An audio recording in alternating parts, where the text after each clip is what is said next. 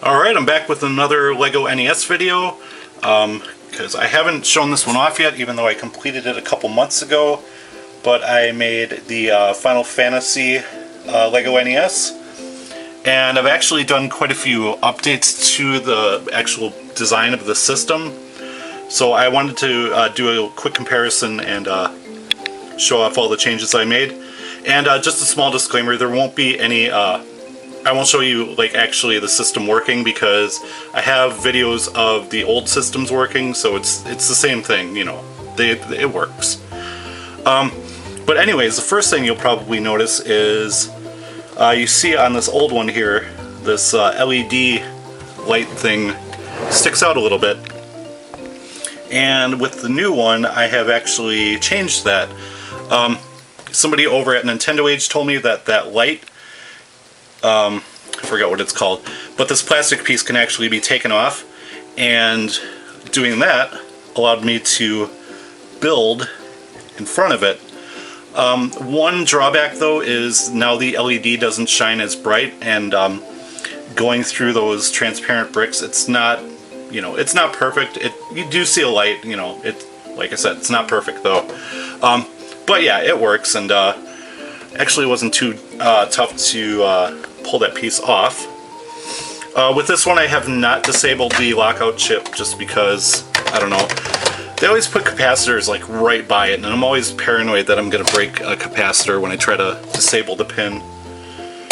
But yeah, there's your cartridge port. You know, that's the same. Whoops. Oh yeah. Flew off a little bit. And you know, on both of these there is a little discrepancy on the side here. That's basically because this piece here is actually a little bit wider than 5 bricks, so it stretches everything out just a little bit. But you know, it's close enough where it works for me. Okay, so we'll flip this on its side now. Well, you'll see in a minute. It's pretty much unchanged except for one important thing.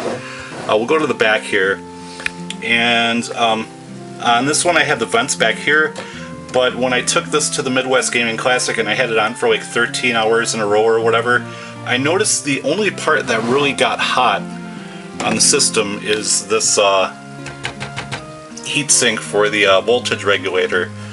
So it's like, well, these vents aren't really doing anything because I have all this stuff blocking the heat. So, you know, it worked fine, but the heat just, you know, like sits right here. It doesn't really have anywhere to go. So with this one, I decided to put some vents over here and then just scrap the ones over here, which means I did have to redesign the support structure for the top a little bit. Nothing major. That side is pretty much the same, so we'll go back to here now.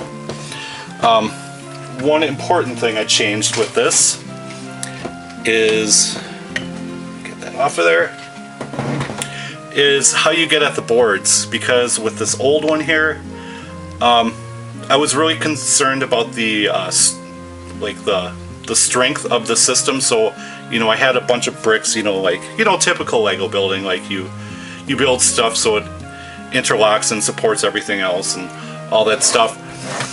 With this one though, I wanted it to be a little bit easier. You know, you just pull that piece off, and you pull that piece off, and bam, you can pull this board out. Well, obviously you have to disconnect it from everything. But yeah, that is much simpler than the other one, because like you have to like pull this out and then like pull that out and then that out, and that it's a mess. So you know, that would be really hard to figure out for anyone other than myself. And then in the back here, on the old one I have these pieces which actually don't even do anything. Like, they don't keep anything in place. So I scrapped that idea, and what I did with this one is I just built everything into the back wall, and this brick here actually prevents the cartridge and motherboard from moving around. And then put a brick here just to prevent it from sliding around. Because one problem I did have on the older ones is when I went to plug in the composite cables, the board would actually push in, and I don't know, I was always concerned that it was gonna like break or something, so you know, I redesigned that a little bit. But yeah, I think that's actually pretty much it. Actually, let me show you the support structure for the top. It's relatively the same. It's just everything got pushed back like one, so you know, that's about it. Oh, and then you can't really see it, but I did build support structures like right around here, because that was a really that was a problem area when I was putting the top tiles on the older ones, is it'd want to cave in, so I built a better support structure. Yeah, you can kind of see it there. A little bit there. Yeah, so that's about it. I just wanted to show off the new Lego NES that I made. This will probably be the last one I make unless someone commissions me to make them one. Because I pretty much perfected the design in my opinion. Like, there's really not much else I can do with it besides, you know, just add some cool artwork to the top. But yeah, that will do it for this one. So I want to thank you guys very much for watching, and I will see you next time.